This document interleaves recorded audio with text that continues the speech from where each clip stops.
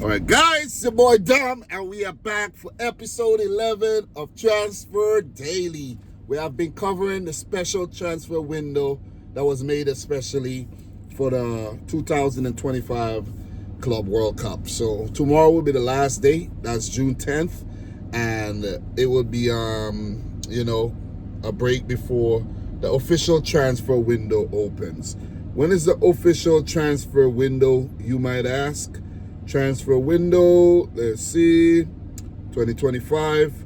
So the transfer window is opened again on June 16th until September 1st. So not as if there's going to be a break. It's still going to be rumors. There's still going to be transfers happening.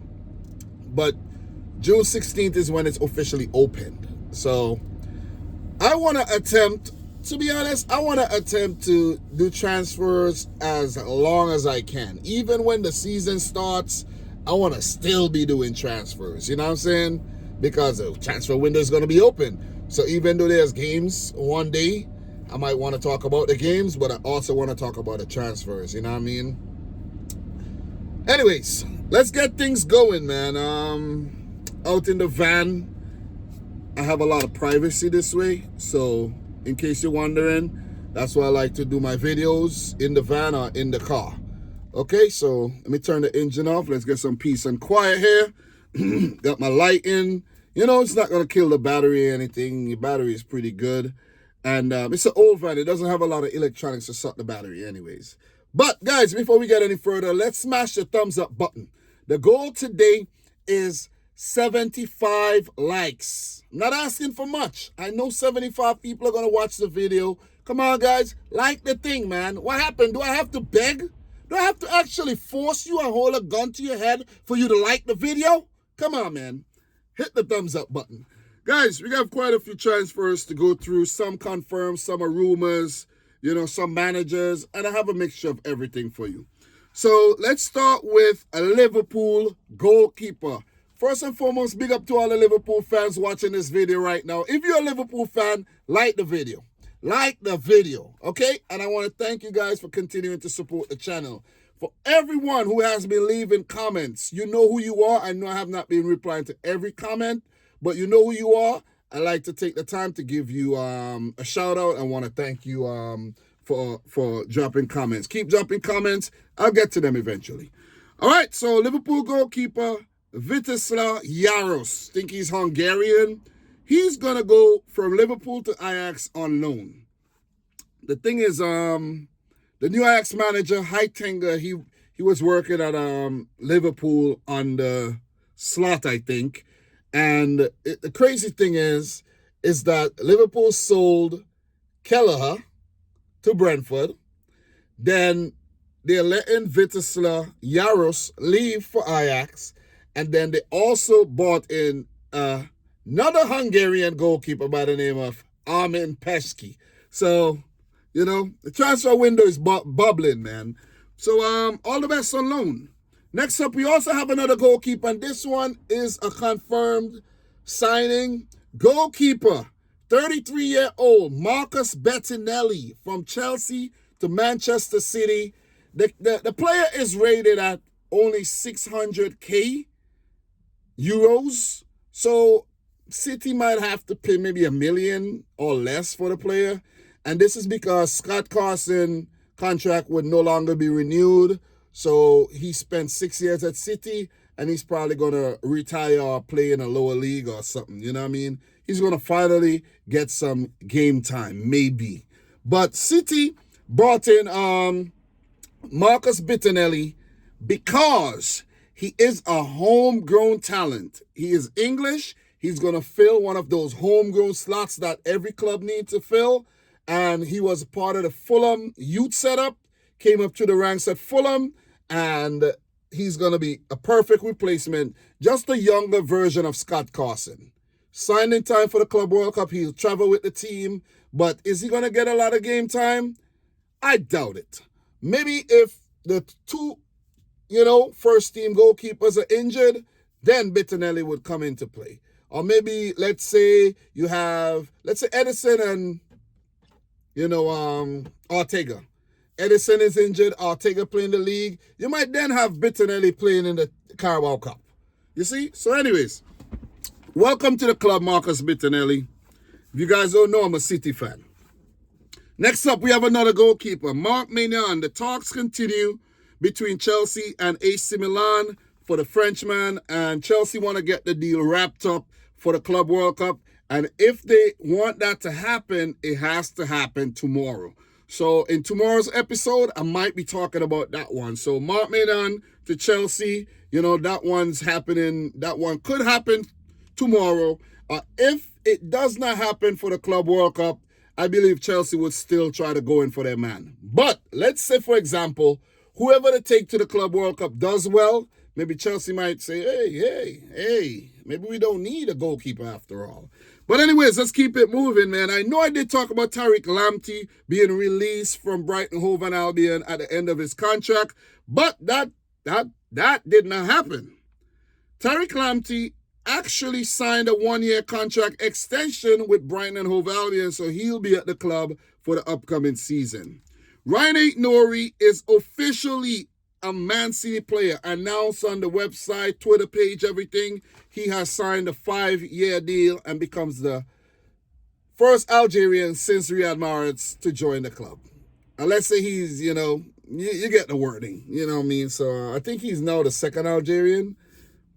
Yeah, Riyad Mahrez and Ryan Aït-Nouri. Welcome to the club, bro. The man is a baller. Let's see Pep Guardiola could unlock another level of Ryan Aït-Nouri. Next up, we have the 21-year-old Algerian and Frenchman Ryan Cherki.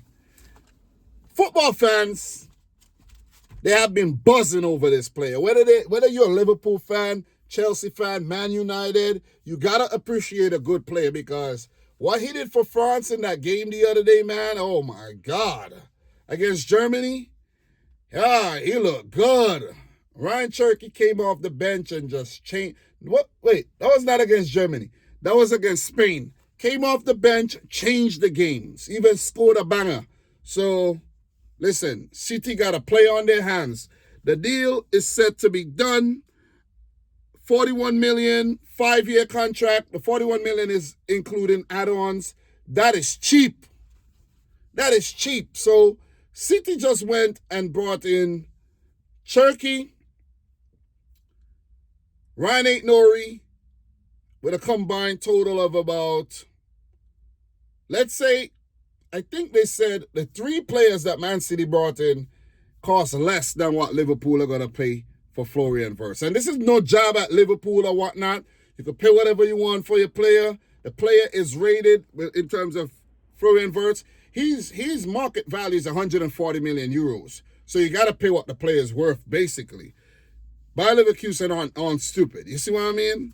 So, yeah, great business by Manchester City. That is what I'm getting at. So, Ryan Aït-Nouri announced. Cherki, the deal is done. The player have already, I think they pictured the player in Manchester. He's going to be announced soon.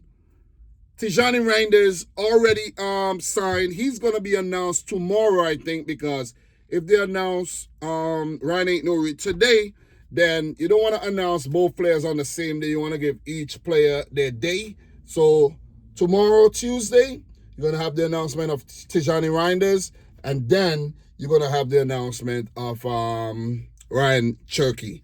So with these players signed, I don't know if Manchester City are going to go in for like a Morgan Gibbs-White, or whoever else we've been linked to. But City does need a right back. And I was thinking, there's a player on the list right now. Wait, no. He's on the list for tomorrow. Got to do some research on that player. If I'm City, I'm going in for that player because he's available for free. I'm going in for him. And I'm going to let you know the player right now. Kyle Walker-Peters, formerly of Southampton. I think he's going to leave the club. I'm going to go in for Kyle Walker-Peters. That's a cheaper option to Valentino Livramento. And Kyle Walker-Peters has an engine in him. He's fast. And he's good. He's good. I rate Kyle Walker-Peters very, very highly. So, yeah, we'll do what Spurs did. Spurs replace Kyle Walker with Kyle Walker-Peters, basically, and we could do the same thing. So let's keep it moving, man. I know I did cover a lot in that little segment right there in terms of Manchester City, and I know the City fans are going to appreciate that. Liverpool, are you guys shaking in your boots right now? Are you ready for action next season? Are you ready to defend that title? Because trust me, we are coming for you. Anyways. So Diego Capola, a young centre-back from Italy, has joined Brighton and Hove Albion from Hellas Verona for 10 million euros. Harry Toffolo has left Nottingham Forest at the end of his contract. Chelsea have signed Strasbourg youngster Mamadou Sarr on an 8-year deal worth 20 million euros.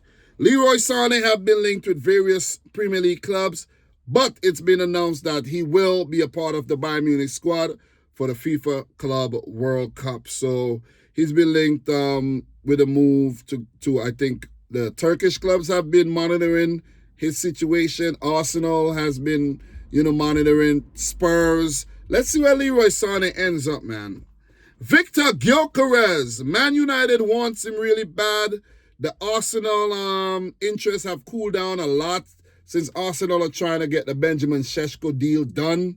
And in my opinion, to be honest, man, I think Arsenal should have went really hard to try to sign Gyökeres. Because a player in that kind of form is not by chance. It's not a fluke thing.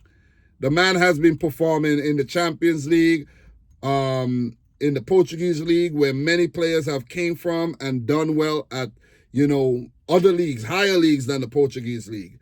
So I don't understand why Arsenal are so adamant on signing, Benjamin Šeško. Like, Šeško has definitely not lit up the world. I don't get Arsenal. Guys, do you think Arsenal are making a mistake here by going in hard for Šeško instead of Gyökeres? Let me know in the comment section down below.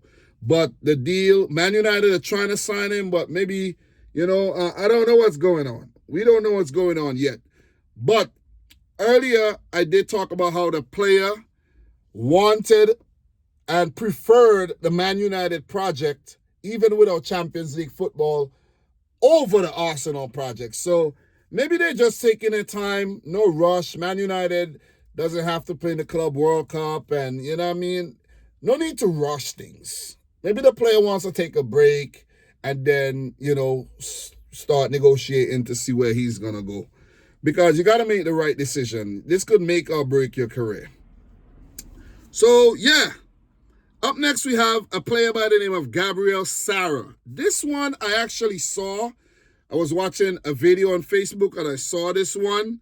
And I'm like, whoa, I never heard of this player. So I did some research. He's a 25-year-old Brazilian central midfielder who now plays at Galatasaray. He had an okay season. Galatasaray won the league, and he's formerly of Norwich. So for Galatasaray to buy him from Norwich must be, a talented player. And he was linked. His name was being called with being linked to Manchester City, but that's not going to happen anymore because we already signed the players that we wanted. And he's now been linked with a move to Leeds United. And it's been said that whilst he was a Norwich City player, before he went to Galatasaray, Leeds were actually trying to sign him. So maybe they could get their man right now, you know what I mean? And I was doing a bit of research on Leeds United, but I talk more about some of those transfers tomorrow. Guys, as the month progresses, June, July, more clubs are gonna, get involved with transfers, and you hear a lot more than the usual big six, and because mainly I'm just talking about Chelsea, Liverpool, Arsenal, Man United, and randomly some other clubs, but soon the other clubs are gonna come into the mix, and you're gonna have a very fun-filled session here talking about transfers. So, next up, according to Build, let me tell you something about Build. Very, very reputable outlet. Once something comes out of Build, there's a lot of truth to it. And I've seen it, and I'm like, whoa, I trust this source. So Hugo Ekitike, Eintracht Frankfurt to Chelsea. It's been said that Eintracht Frankfurt wants 100 million euros for Hugo Ekitike, and Chelsea are reluctant to match that price. And I don't blame them. I don't think the player's worth that much. To be completely honest, I don't think he's worth that much. And then the rumor also said that Liverpool are basically, next in line, and because Chelsea's interest is cooling, Liverpool could pounce on the opportunity to sign Ekitike. But I don't see Liverpool signing Florian Wirtz for that much money, record-breaking money, and then going on to sign Hugo Ekitike for like almost the same price. You see what I'm saying? I really don't see Liverpool spending 240 million euros on two players. It's not going to happen. It's not going to happen. Maybe if they do a Darwin Núñez swap deal, that could work. But I don't see Liverpool spending like cash money on just that much money on two players. It's just not in their DNA. So let me know your thoughts on that one, though. Talk to me. So next up, guys, this one is sad news.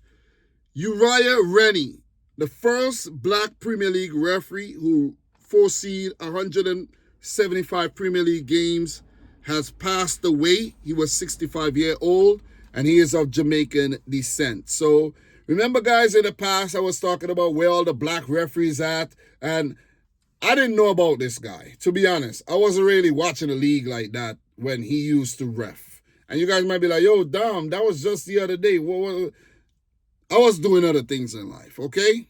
Like, give me a break. Damn, some cats are running across there. And I saw, like, the shadow. I actually thought one of the cats were, like, running up on the window. But, yeah, give me a break, man. Give me a break. Cut me some slack, okay? I didn't know the guy. But he has passed away. He was only 65 years old. That's still pretty young, Maybe 75, yeah, but 65, that's, his life was cut short. I didn't look into the reason why he died, but he has passed away. So, pour a little liquor for the first black Premier League referee. Anyways, let's move on. So, Victor Osimhen has rejected the approach from Al Hilal. He does not want to go to Saudi Arabia, and he's been linked to various Premier League clubs. Guys, do you think that Victor, I almost said Gyökeres, but Victor Osimhen would end up playing in the Premier League? To be honest, I don't know, man. I don't know. I could see a situation where Spurs maybe sell Richarlison and sign him, but does he want to go to Spurs? Maybe Manchester United would want to sign him, because a lot of African players dreamt of playing for clubs like United when they were young. Remember Odion Igalo? You know what I mean? He had the opportunity to go to United, and he ran and he pounced. So, yeah. Let's see where Osimhen ends up, though. But whoever goes in for him, they would have to pay a lot of money. So, Jack Grealish is said to be linked with a move to Everton. Everton have emerged as, one of the teams who want to sign Jack Grealish.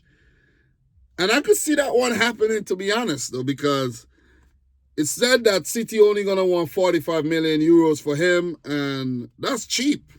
That's really cheap, man. You know what I mean? Don't get me wrong. I like Grealish. But I just think, like, for now, he's just surplus to requirement, man. He did his thing. He's been there for like 4 years now. Yeah. He could move on. Let's just put it that way. Mohamed Kudus, West Ham to Arsenal. 84 million pounds. That's not happening. It's been said that Arsenal don't want to pay that type of money, and they're going to put in a bid for a lower number. Yeah, West Ham's not going to budge. They want their 84 million. Arsenal are going to try to lowball West Ham, and West Ham are not going to budge. Unless the player wants the move and he forces the move, and then West Ham has to lower the price. But otherwise, it's not happening. So guys, just to land the plane, I know I haven't talked about Florian Wirtz today. I'm going to give it a break. I'm going to take a breather on the Florian Wirtz thingy. I have something that I want to talk. As a matter of fact, I'm not going to take a breather. I have something that I want to talk about with Florian Wirtz, but I think I was going to do it in a separate video. So not this video. So yeah, we're not going to talk about Florian Wirtz in today's video.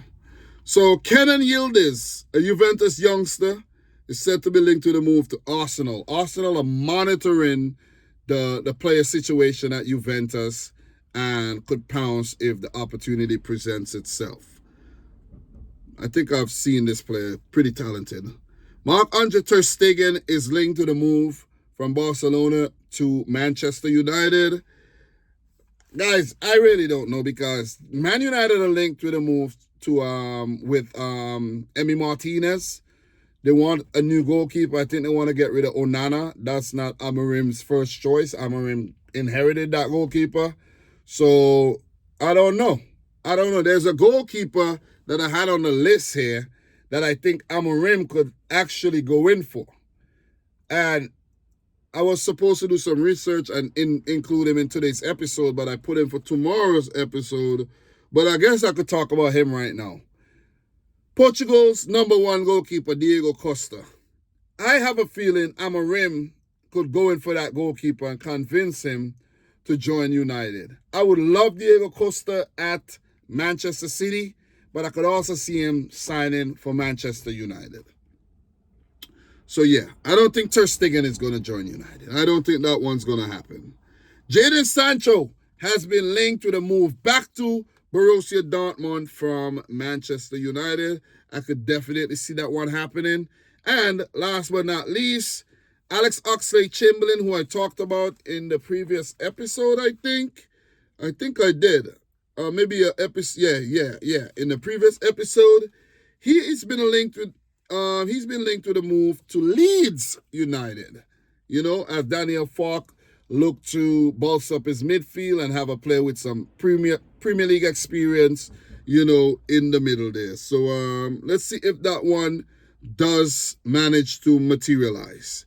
So guys, that's today's episode 11.